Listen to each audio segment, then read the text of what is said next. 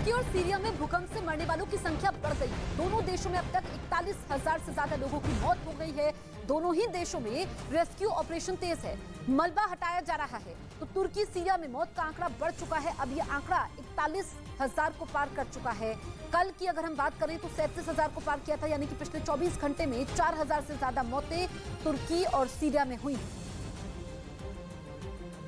उधर खबर है कि तुर्की में 2 विमान कंपनियों ने लोगों को मुफ्त में हवाई यात्रा कराने का ऐलान कर दिया। ये दोनों कंपनियां भूकंप की वजह से बर्बाद हुए इलाके के लोगों की मदद के लिए आगे आई और उन्हें वहां से निकालकर इस्तांबुल और अंकारा में मौजूद सुरक्षित जगहों तक पहुंचाएंगी। बताया गया कि तुर्की एयरलाइंस और पेगासस एयरलाइंस के कुछ विमान तुर्की और सीरिया में बेघर हुए लोगों को मुफ्त में सुरक्षित ठिकानों तक पहुंचाएंगे, जिनमें भूकंप की मार झेलने वाले इलाकों के छात्र और दूसरे देश से आए सैलानियों को तवज्जो दी जाएगी, ताकि वो जल्द से जल्द खतरे वाले इलाकों से दूर हो सके। विमान कंपनियों के इस ऐलान के बाद गाजियान्टेप और नूरदगी इलाके में फ्री टिकट के लिए लोगों की लंबी लंबी कतारें लग गईं। वहां हजारों लोग सुरक्षित ठिकानों की तरफ जाने के लिए एयरपोर्ट पर खड़े नजर आए, ताकि तुर्की और सीरिया के तबाही वाले इलाकों से वो निकल सकें।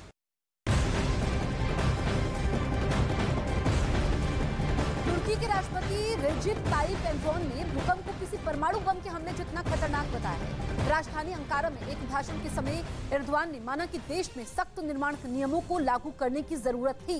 राष्ट्रपति ने कहा कि मलबे को हटाया जा रहा है, जब एक एक को बचा नहीं लिया जाएगा ऑपरेशन बंद नहीं होगा, यानी कि अभी भी जिंदगी की तलाश वहां पर जारी है।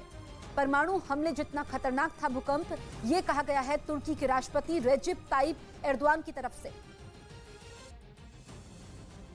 तुर्की में आए भूकंप की वजह से वहां के लोगों का जीना मुश्किल हो गया। वहां कुछ इलाकों में तो खौफ इतना बढ़ गया कि लोग घरों को छोड़कर सड़कों पर रहने लगे और उन्होंने अपनी कारों को ही अपना घर बना लिया। आंतकिया पहुंची न्यूज 18 की टीम ने जब वहां लोगों से बातचीत की तो उन्होंने बताया कि वो जरूरत का सारा सामान लेकर अपनी कारों में ही रहने को मजबूर है। वहां लोगों की कारों में किचन से लेकर बेडरूम तक का सारा सामान रखा नजर आया। ये लोग उस घर में रहते हैं लेकिन अब नहीं जा सकते क्योंकि उसके गिरने का खतरा बना हुआ है और इसका कारण था भूकंप की वजह से पड़ी दरारें।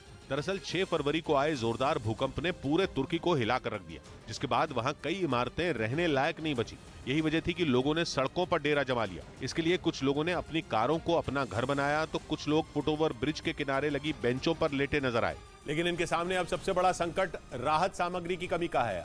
अंतक्या तुर्की के सबसे ठंडे इलाकों में एक, जहां घरों में दरार पड़ने के बाद लोग खुले आसमान के नीचे रहने को मजबूर हैं और ठंडी हवाओं ने उनका जीना मुश्किल किया हुआ है। हालांकि वहां की सरकार कंबल और बाकी राहत सामग्री लोगों तक पहुंचाने की हर मुमकिन कोशिश में जुटी है, जिसके लिए वहां लंबी लंबी कतारें लगी नजर आईं। लेकिन लोगों का ठंड से लड़ पाना फिलहाल मुश्किल नजर आ रहा है। Desperately need heaters, fuel, blankets. हालांकि पिछले कुछ दिनों में भारत समेत दुनिया के कई देशों की तरफ से की गई मदद से यहाँ के लोगों को थोड़ी राहत जरूर मिली है, लेकिन भूकंप ने तुर्की के कई शहरों में इस तरह तबाही मचाई है कि वहाँ हालात सामान्य होने में अभी लंबा वक्त लग सकता है।